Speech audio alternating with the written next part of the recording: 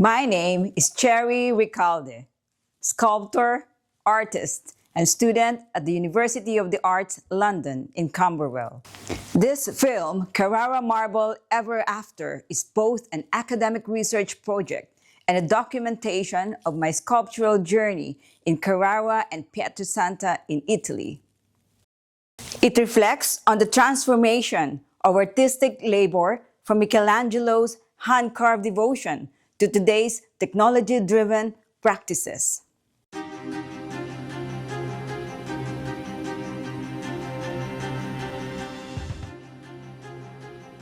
Carrara, Italy, a place of breathtaking magnitude where mountains were carved by time into works of art. Since the Roman age, Carrara has been the source of the finest and purest marble in the world. Its whiteness, strength, and perfection are unmatched. As I entered this extraordinary landscape, the roads are narrow and winding, cut deep into the mountain, and every turn reveals another glimpse of the quarries that have supplied the world's purest and most celebrated marble for over 2,000 years. But tradition is being challenged. Artists like Jeff Koons, in his Antiquities series, reproduced and repackaged classical forms, transforming ancient beauty into polished surface of consumer desire. His work turns the sacred into spectacle, a mirror of what Peter Dent describes as the alienation of touch in contemporary sculpture, where the intimacy of making is replaced by industrial perfection.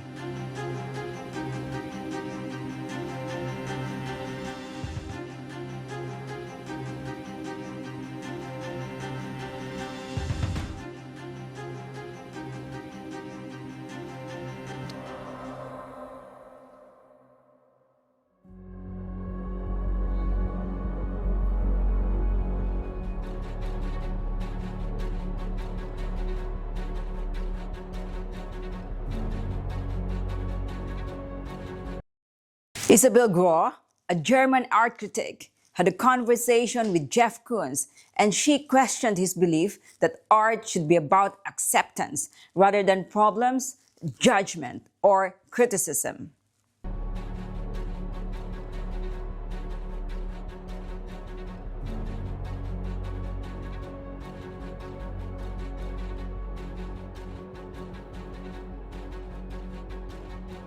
She also regarded Koons as an outsider in the art world. Groh suggested that this idea of self-acceptance echoes that language of capitalism, where comfort and compliance often replace reflection and critique.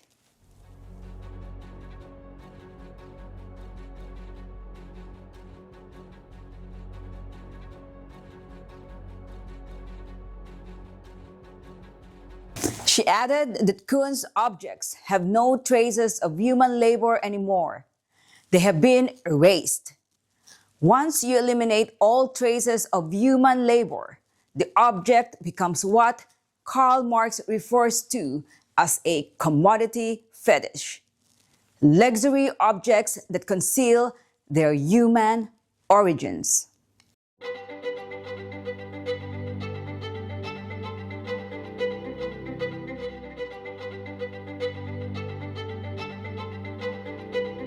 This prompts the question, is this what contemporary art has become?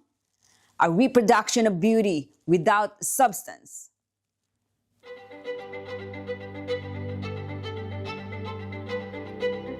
I find myself conflicted. Koons' reappropriation of the classical painting over the past with commercial gloss might be read as irreverence, even disrespectful. It's as if the tactile labor of sculptors, their dialogue with stone, has been replaced by a mediated image.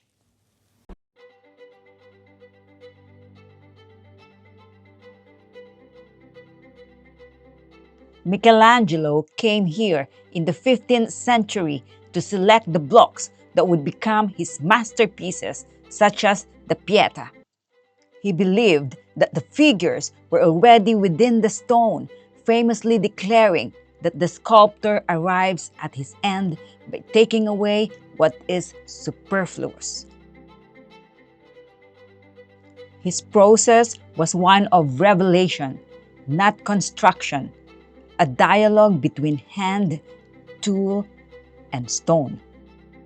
Giorgio Vasari, an Italian painter, architect, and historian, described Michelangelo on his book The Lives of the Artists as the Divine One, or in Italian, Il Divino. His sculptures achieved the perfection on nature itself, especially the Pieta, David, and the Last Judgment, which Vasari describes as fusions of spiritual grace and human manual labor. However, the artist's touch, celebrated by Vasari, has now been replaced by the mechanical arm. What was Vasari called divine labor is now outsourced fabrication.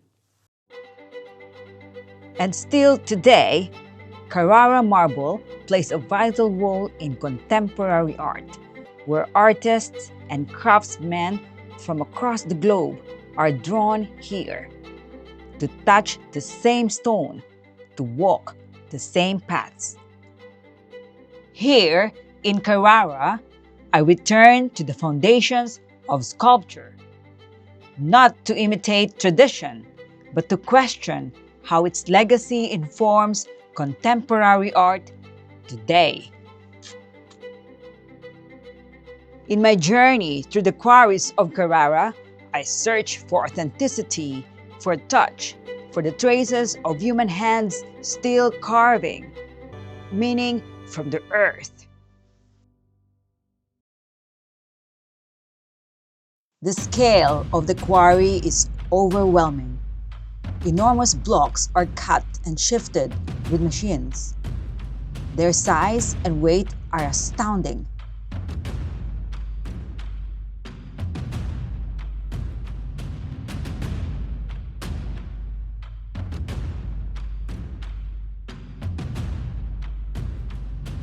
Trucks tip broken stone down the mountain with a thunderous rumble, a sound that resonates through the ground like the pulse of the mountain itself. In Carrara, I have seen in his yard Filippo Tincolini's artworks that was exhibited in Pietrasanta in April whilst I was there, and his principal tool is a CNC robotic carving machine. He creates sculptures solely robotically with minimal input by hand. He is proud to be a part of the technological revolution as well as a sculptor. It may even be that he was influenced by Haraway. He sees no conflict between a robot and his art. Perhaps he is the modern definition of a cyborg. Robotic. 3D robots. 3D. 3D, yeah. 3D robots. Yeah, 3D robotic. 7X. 7X. In 1991, Donna Haraway, more than 30 years ago, wrote that a cyborg is a cybernetic organism, a hybrid of machine and organism. Today, artificial intelligence calls the definition into question. Robotics and CNC, or computer numerical control machines, can innovate and revolutionize marble sculpture.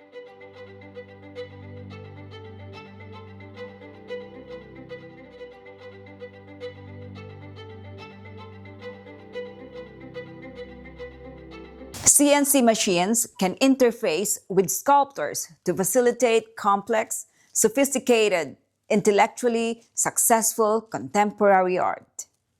It is noteworthy that the advent of CNC machines, robot carving, or arguably even cyborgs, has already had a tremendous impact on sculptors.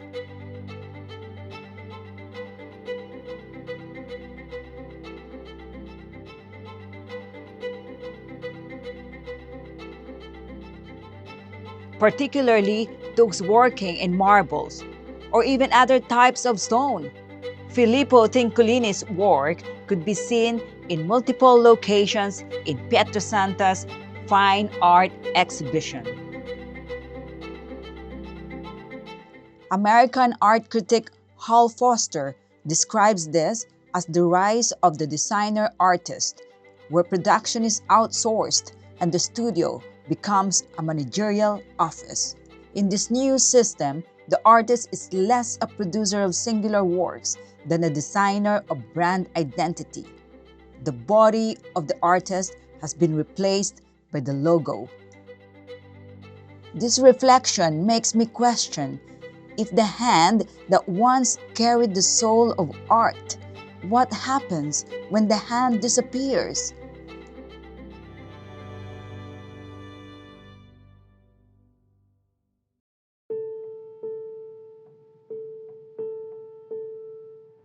Hands play a vital role. As sculptors, our hands are our language. We hold, mold, and transform matter into art. As I touch the marble, I am reminded of how deeply the hand was once defined as the artist's identity, a gesture of intimacy, control, and devotion. Michelangelo and Bernini carved their works through sweat and blood, chiseling stone into emotion. However, in contemporary art, this physical intimacy between artist and materials is fading. I myself have used a CNC fabricator in Pietrasanta to carve marble when creating my marble name initial sculpture.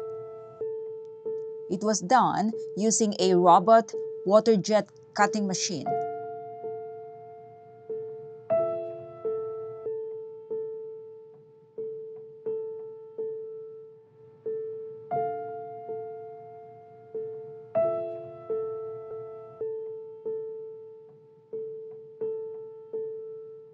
The human hand, once the vessel of emotion and intuition, is indeed being replaced by mechanical precision. Today, many sculptors no longer carve. They design digitally, send files to fabricators, and let robotics do the rest.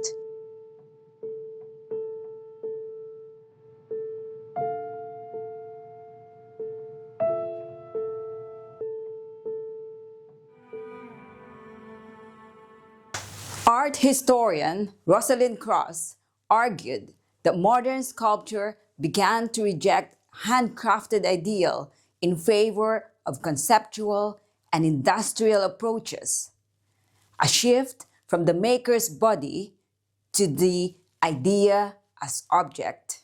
This echoes in Jeff Koons, Damien Hirst, and Anish Kapoor, who delegate fabrication to large teams or robotic systems. Listen to the beating heart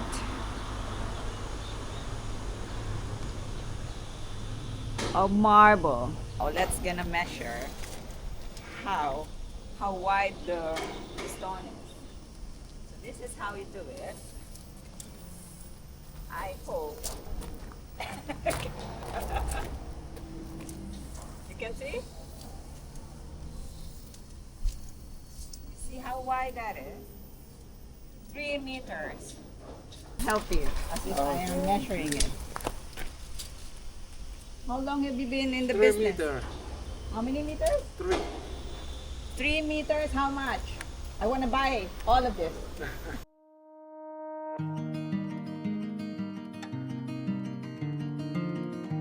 For thousands of years, it has been possible for a talented sculptor to find a piece of rock, get a hammer and chisel, and start carving a small to medium-sized sculpture.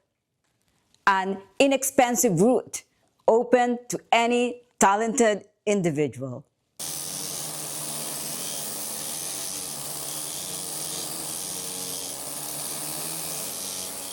My hands become my language, my gestures, a way of speaking to the material. Each movement, a dialogue between past and present, echoing what Donna Haraway calls the cyborg condition, where technology and flesh coexist. But unlike Haraway's machine-human hybridity, here the hand still reigns, organic, vulnerable, imperfect. If a sculptor was successful, he could in time build a studio with apprentices and artisans to assist, as did Rodin and Michelangelo.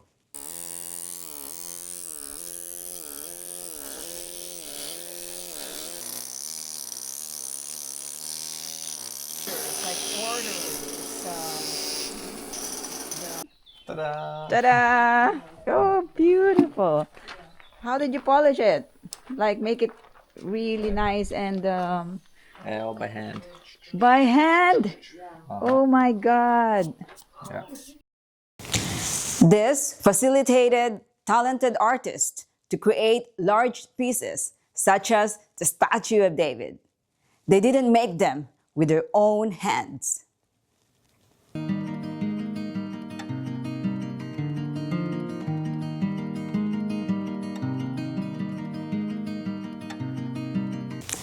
Today, almost everyone carving large marble sculptures uses robot carving.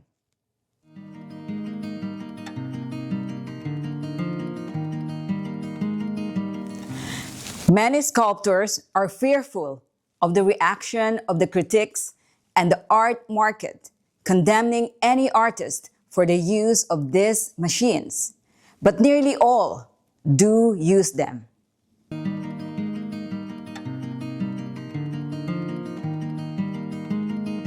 Some artists, however, make much of their application of robot technology. Is cybernetics going to be the latest word in contemporary art?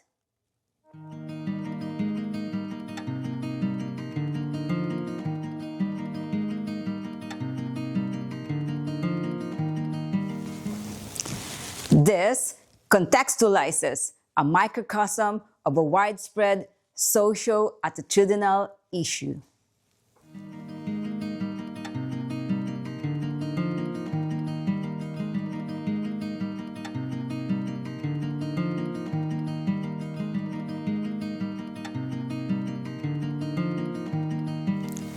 It also reveals the stark reality that using such machines for an artist's own work is a hugely expensive foray in the art world.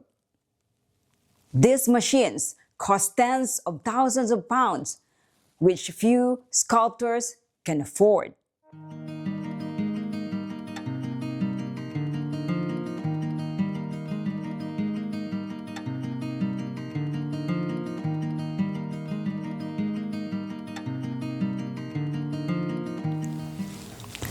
Even worse, in some artists' eye, is the fact that such robots are controlled by complex software, which require the skills of a technocrat.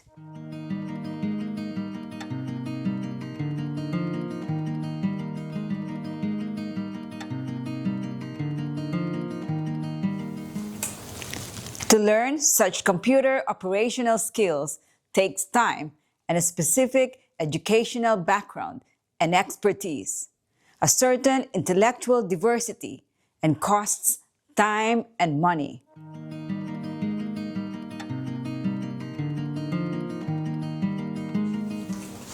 Artists need to eat, and it is surely a truism that you need money to make money.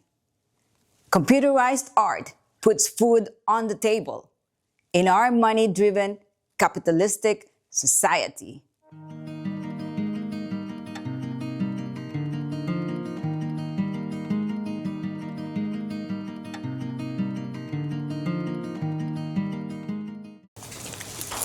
Is it the case that only artists with money can create larger, modern pieces in marble?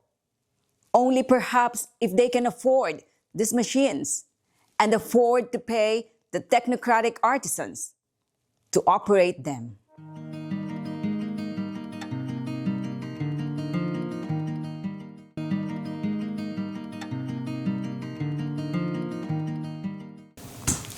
And is it true that the successful artists in this field are those capable of programming these robots themselves? I have discovered that many can.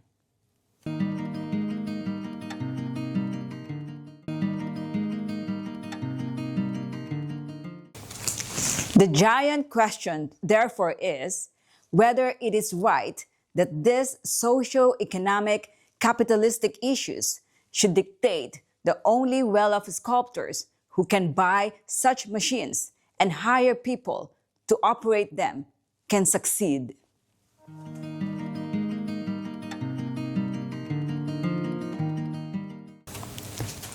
Or that sculptors capable of programming and operating these robots themselves can establish their reputations and win large-scale or monumental sculpture commissions.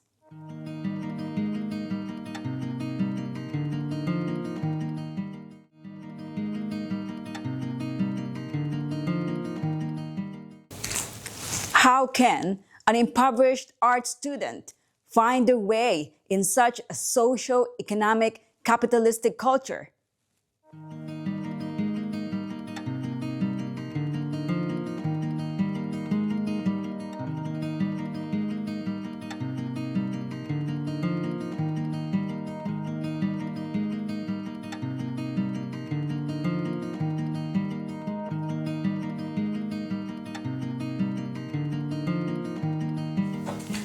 Gabrielle de la Puente, in her book Poor Artist, makes the point powerfully.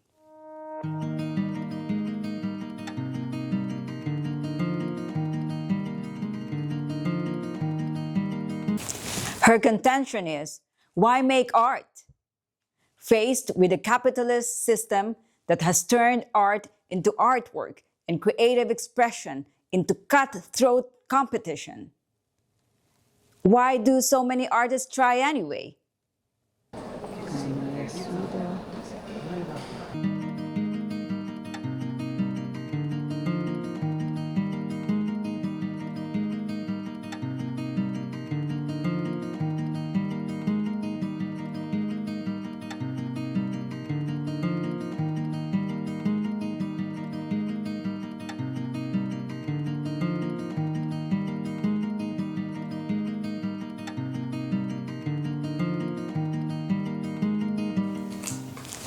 She sets out the story of art like never before.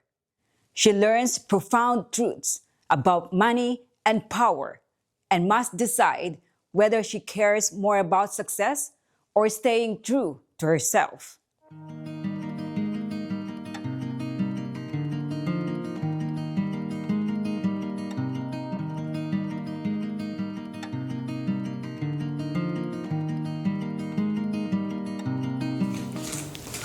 This is a powerful testimony to the emotional, existential, and financial experience of artists today. There are so many opportunities to experiment with new materials and new techniques. This is a piece where I use a two-dimensional CNC machine to cut the shapes.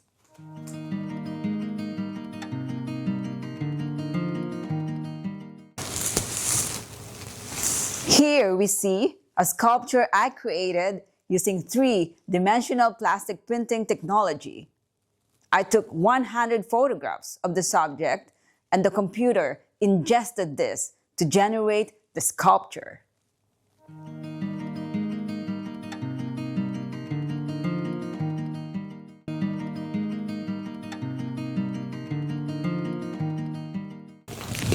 I am now considering taking those same computer files to create the same thing in marble in Carrara using the same CNC technology. I am starting to accumulate useful technological knowledge. The sculpture I have been recently working on is inspired by Carrara Marble, its past and its future.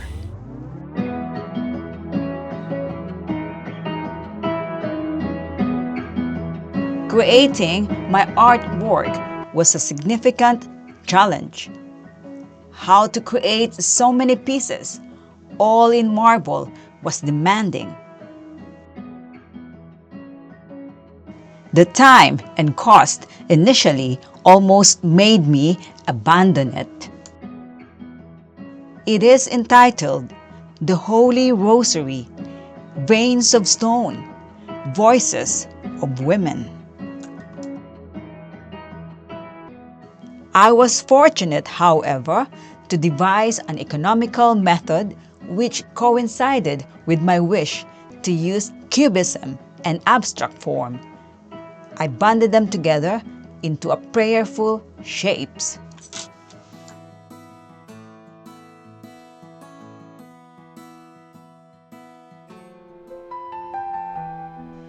My voice as a woman should be and is being heard through my work.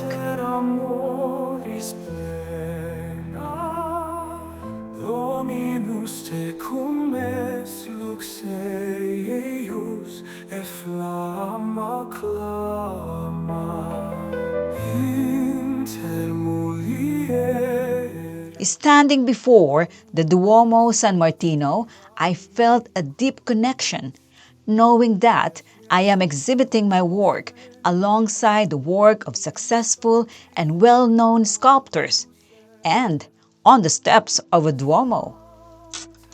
It is also intended as an amplification and expression of how religion, even in today's capitalist and avaricious art world, can have a significant societal influence. Traditional sculptures and nearly all art was almost exclusively initiated and commissioned by the church. Convention demanded that the subject matter was religious in nature, exemplified by the works of Michelangelo.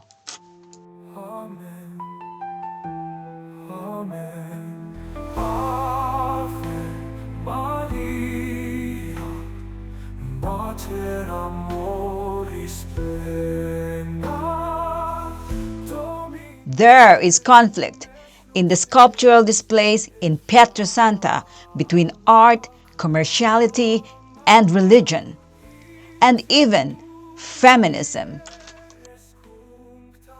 The classical portrayal of women was in a subservient role, either subservient to God as a common servant, or even as in the case of Leonardo da Vinci's The Last Supper, as a woman who was a sinner, cleansed by Christ, a subservient disciple.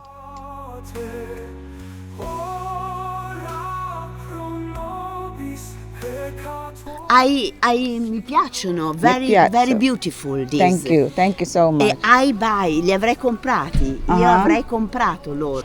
Are you the artist? I am the artist, and I am doing sculpture degree in London. Okay. So tomorrow I fly back to London. So I display my sculpture here just for documentation. Yeah. Sì, sì. Daphne! Daphne, noi siamo ancora qui. Yeah. She likes my work as well. Lo vuoi lui per fare le foto? Per fare le foto? È bellissimo. Oh, grazie L'ho già mille. fatto vedere ad alcune persone. Grazie mille. Posso fare una foto? Of course. Oh. Ah, you like the cross?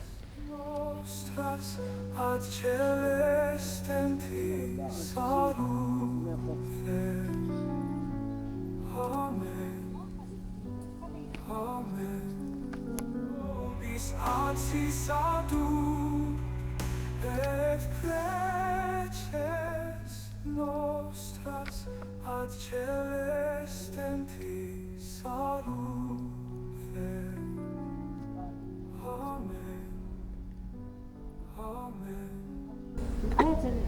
Good morning. This is my artwork displaying here at the Cathedral of Saint Martin in Pietrasanta. I'm here with my sculpture. Very, very nice indeed. The praying forms in my sculpture show women in a humble, prayerful position as a simile for subservience. This installation conceptualizes, expresses, and clarifies how marble has played a part in a society which diminishes women. It also draws attention to the reluctance of the Church over centuries to ordain women and demote them to a degraded and secondary position in society, which is still to be rectified. Truly, there is no place on earth like Carrara, where history, nature, and art live forever in marble, the old and the new. As a sculptor, I hope to critique and analyze the ancients, challenge the contemporary artist, and work with Carrara marble to continue the marble tradition with my own eyes with a modern and adventurous interpretation.